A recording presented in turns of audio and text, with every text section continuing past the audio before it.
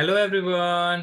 हमारा क्वेश्चन दिया हुआ है in the formation of compound A B atom A lost one electron each while atom B gained one electron each. Which of the what is the nature of bond in AB? Predict the two property of AB. अब देखो बोल रहा है कि AB एक bond है, AB एक compound है, ये कंपाउंड है।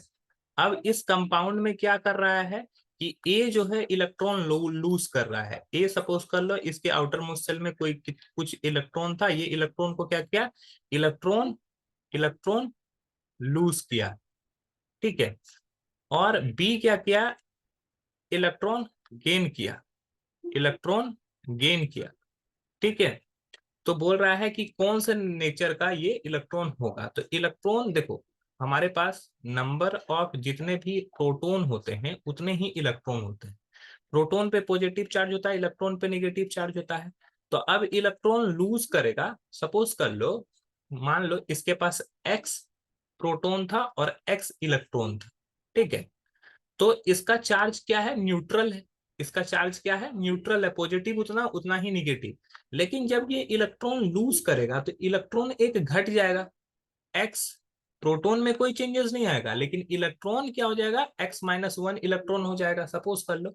तो इलेक्ट्रॉन कम हो गया, प्रोटॉन क्या हो गया, ज्यादा हो गया। प्रोटॉन अगर ज्यादा हो गया तो इस पे कैसा चार्ज आएगा, ए पर पॉजिटिव चार्ज आएगा।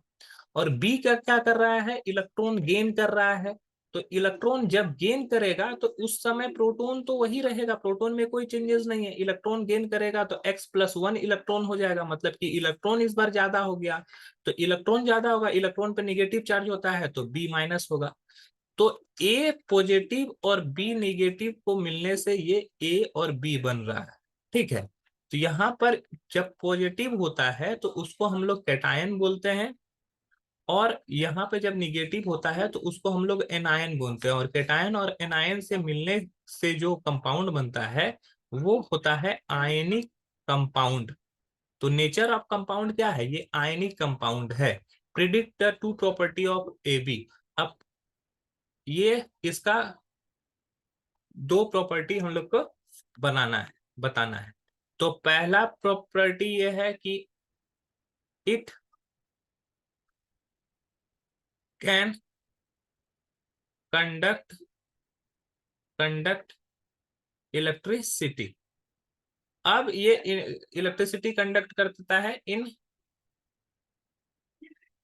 सॉल्यूशन।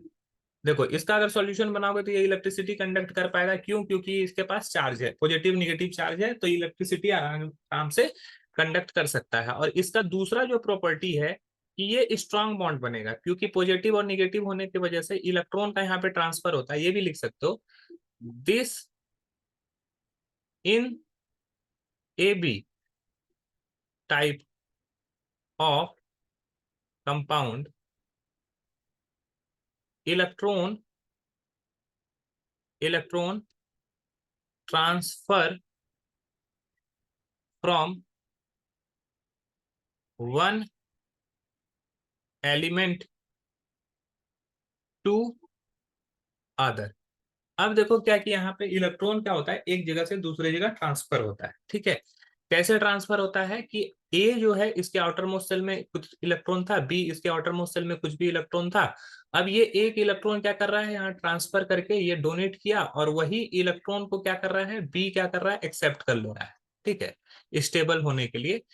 तो एक इलेक्ट्रॉन यहाँ से ए से निकला और बी में चला गया, तो इलेक्ट्रॉन ट्रांसफर होके बी में गया। तो यहाँ पे ट्रांसफर भी होता है इलेक्ट्रॉन का, तो ये भी लिख सकते हैं। तीसरा, ये इस तरह का जो बॉन्ड होता है, इस तरह का जो बॉन्ड बनता है वो बहुत स्ट्रांग होता है। इसके अलावा और भी हम लोग लिख सकते हैं अगर है तो, इसका मेल्टिंग पॉइंट और बॉइलिंग पॉइंट बहुत ज्यादा हाई होता है। तो it's melting point and boiling point generally high. तो इस तरह के कई सारे प्रॉपर्टी हैं। आई होप ये क्वेश्चन आपको समझ में आया होगा। That's all, thank you.